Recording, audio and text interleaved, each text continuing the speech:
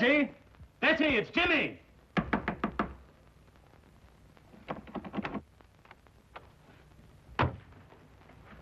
Mr. Durham, something's happened to Betty. Force the door open.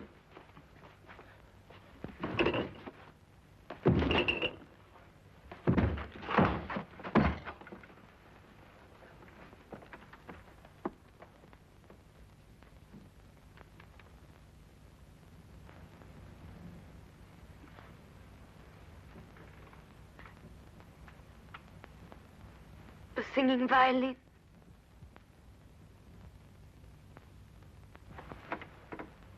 Betty, darling. The singing violin. It was here again. I saw it, I heard it. The singing violin. I heard it. Betty. I saw it.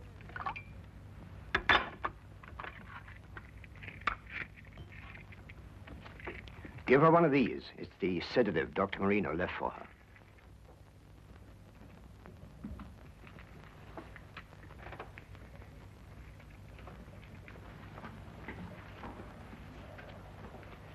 She will attend to my stepdaughter.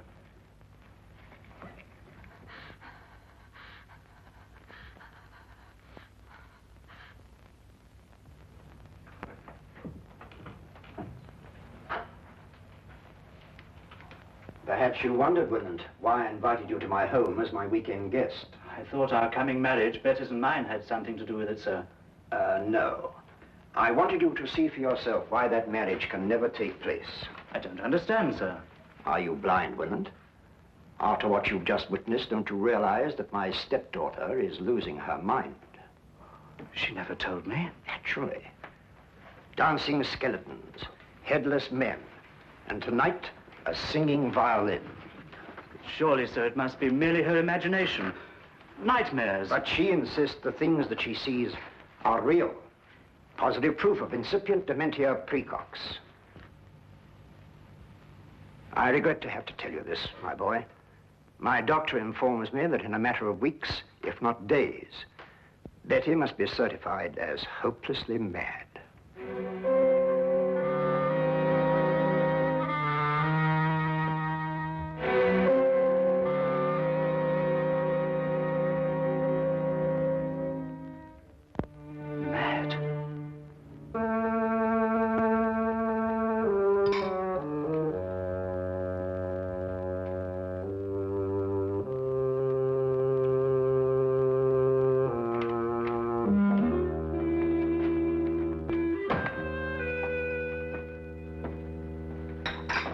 Finished, sir? Yes. Get out the Thompson file, Wilkins. You know that hatchet killer. Yes, sir. Mr. Holmes did a neat bit of work on that case, don't you think, sir? Might I remind you, Wilkins, that Scotland Yard also worked on that case? Yes, sir. What shall I do with the file, sir? Put it in the case's closed file, of course. Very good, sir. Crime seems to be falling off in London this week, sir. It's been a dull week. Yes, it's so dull, I'm going to do something about it. What, sir? I'm going to visit our old friend Sherlock Holmes. I've noticed that when we've got no crime, he has.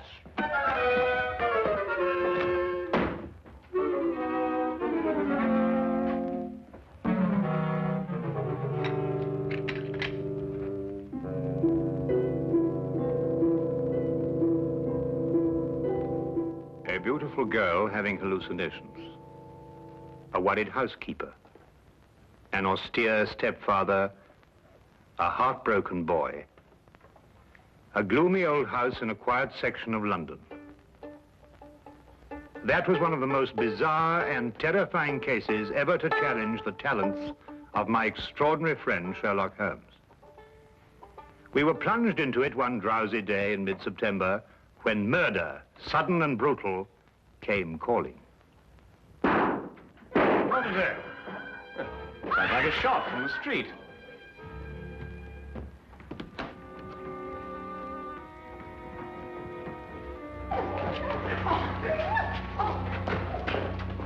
stand back there. Stand back. What's happened to your passenger? He's dead, sir. Dead? True enough. He's been shot. What's going on here? This man in the carriage, Inspector. Shot he was, sir. All right, let's stand back here, please. Stand back, please. Stand back. Let's move along here, please. Please. Stand back, please. Move along here, please. Please stand back. Move along here, please. Move along. Officer, Yes, sir. you take charge here. Yes, sir. All right, driver. What do you know about this? I don't know. We were about to have a visitor. Where? What do you mean, where? Yes, a young man, but he was murdered before he reached here.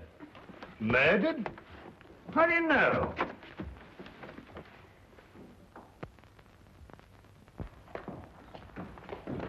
Let's move along, please. Move along. It's all over. Move along, please.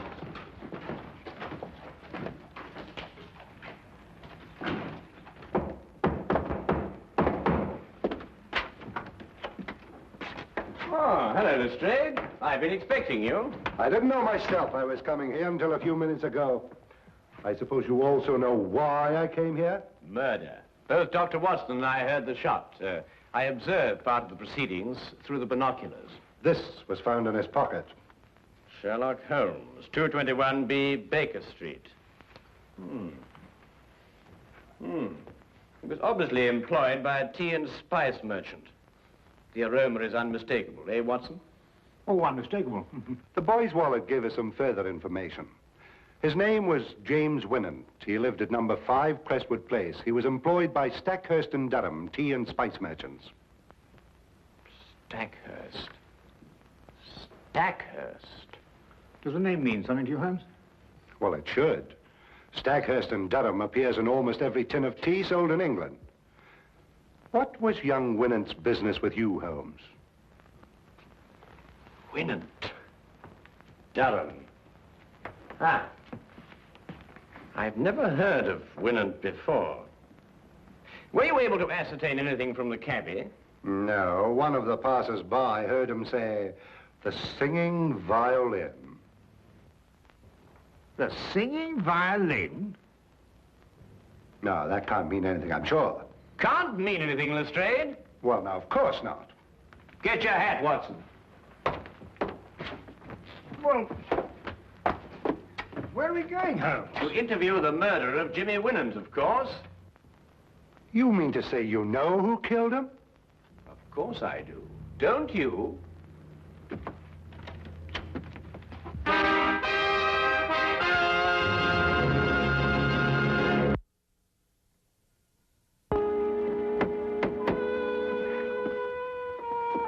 Might I inquire who lives in this dreary monument to great wealth? Guy Durham. Durham. Wasn't he one of the partners of the firm that employed young Winant? Yes, the only surviving member. Stackhurst died 15 years ago. Holmes, you said we were going to visit Winant's murderer. I did. Yes? Good morning. I'm Sherlock Holmes, and this is Dr. Watson. I'd like a word with Mr. Guy Durham. Here is my card. I'll tell him, for all the good it'll do. He left word he doesn't want to be disturbed. Come in.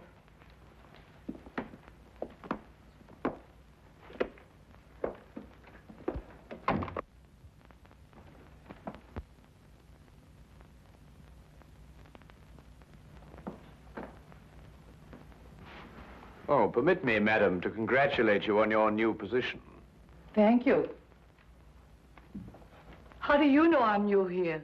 Mrs. Ferguson, who is at the door? Excuse me.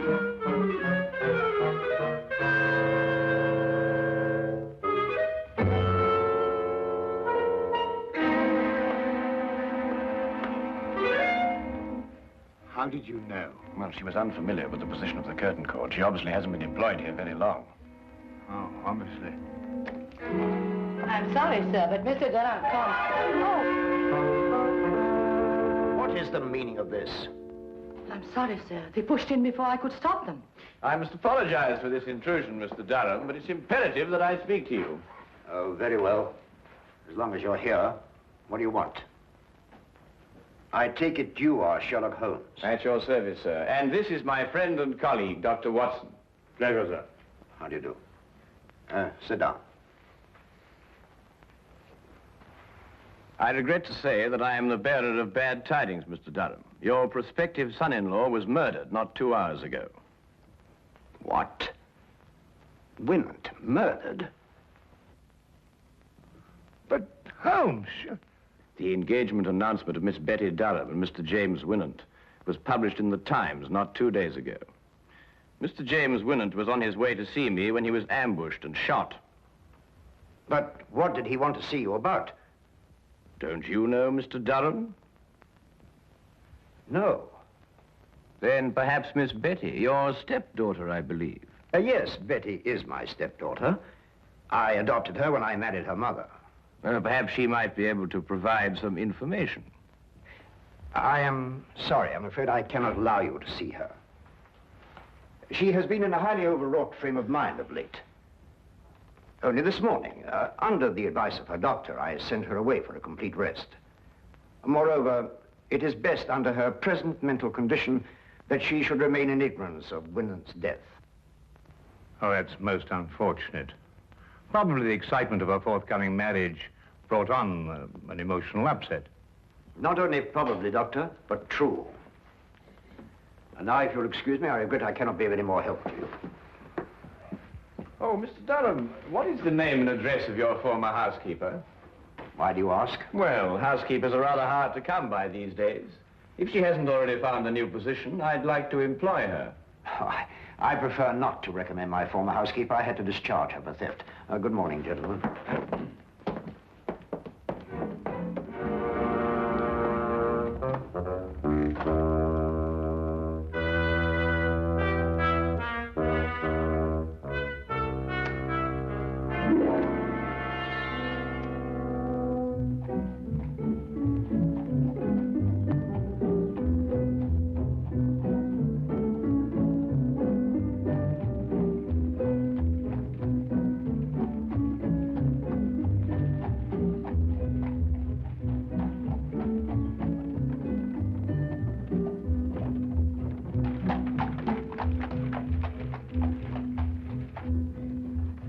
You believe Durham is the murderer, Holmes? Yes. Why are you so sure? Well, 15 years ago, Horace Stackhurst died in extremely mysterious circumstances. Stackhurst? Would that be the Stackhurst of Durham's firm? The same. Shortly after Stackhurst's death, his widow married Durham. And the widow is Betty's mother, I presume? Indeed, she was. But the mother herself died within a year, and Betty inherited a great fortune. Durham was appointed guardian until such time as Betty married. Oh, I'm beginning to understand. Tell me, Holmes, have you solved the mystery of Winant's dying words yet? The singing violin? Oh, well, that's really very easily explained, Watson, now that the... Ah, here we are.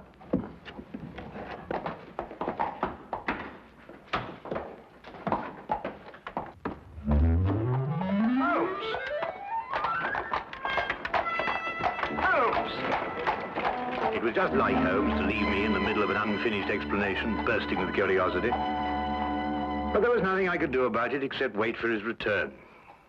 I waited up for him until midnight, finally retired without seeing him. And when I awakened the next morning, he was already gone. I didn't see him again until shortly before 10 o'clock.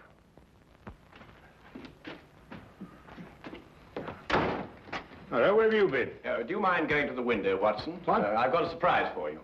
Oh, Go on. all right.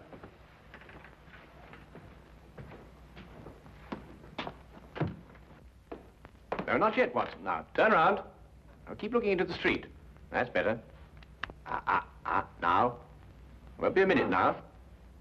All right. Turn around.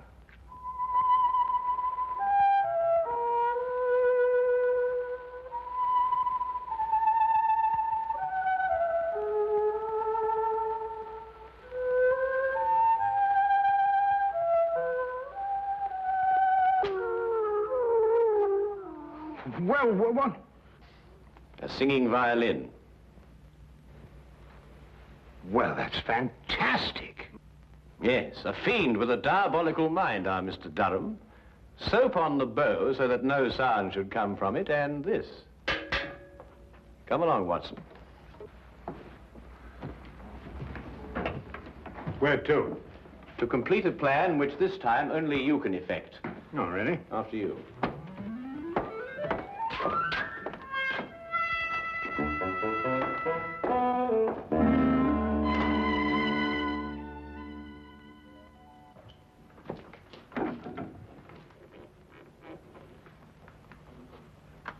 Ha-ha, John Murdoch! So I found you at last, eh? What? You've been making advances to my wife, and I am going to thrash you within an inch of your life! Wait a minute. You've got the wrong man. Don't you lie to me! I'm not John Murdoch, I tell you. Help! There's a lunatic loose. Oh, so it's a fight you wanted it? I've heard about men like you before. You smiled your last smile, my voyaging vagabond.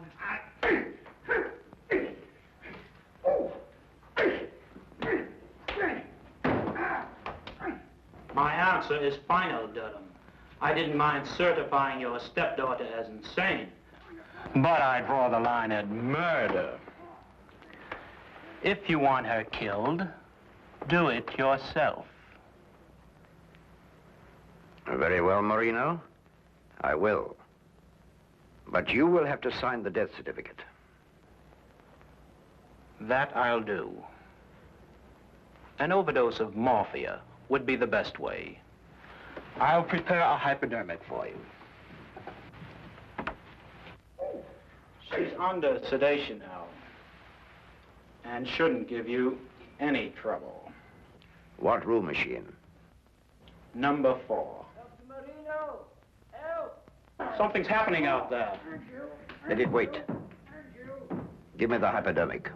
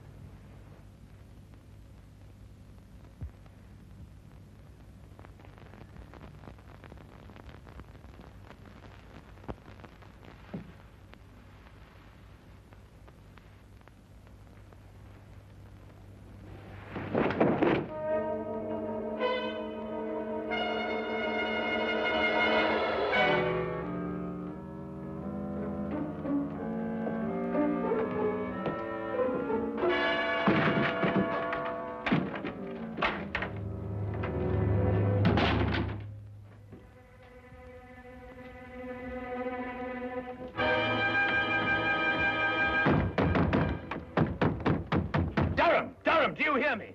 Don't dare touch that girl. Don't you dare touch her. Or by all I hold sacred, I'll kill you. Durham, do you hear me? Durham! Durham!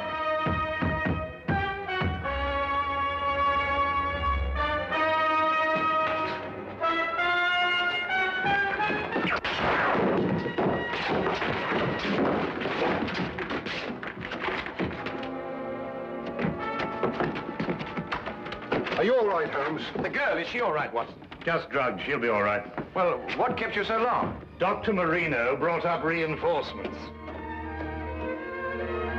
When I came here and answered your summons, I found Dr. Watson fighting with 4 men. Must say he was holding his own. Now, will somebody please tell me what this is all about? Nothing would give me greater pleasure, Inspector. May I introduce Mr. Guy Durham, your murderer? What?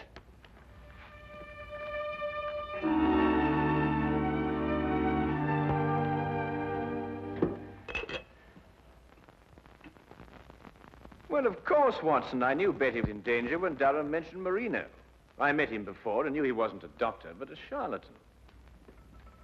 Tell me, Watson, how did Betty take the news of Jimmy's death? It came as a terrible shock to her, I'm afraid. Poor girl broke down completely. Well, she's young. She'll recover. And youth has a way of overcoming tragedy.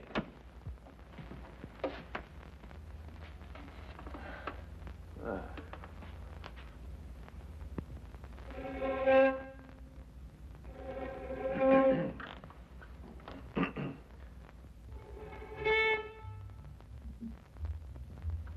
Oh, confound it. I completely forgot that I soaped this bow. It'll be days before I can play again. Really? A wonderful invention, soap. Has so many uses.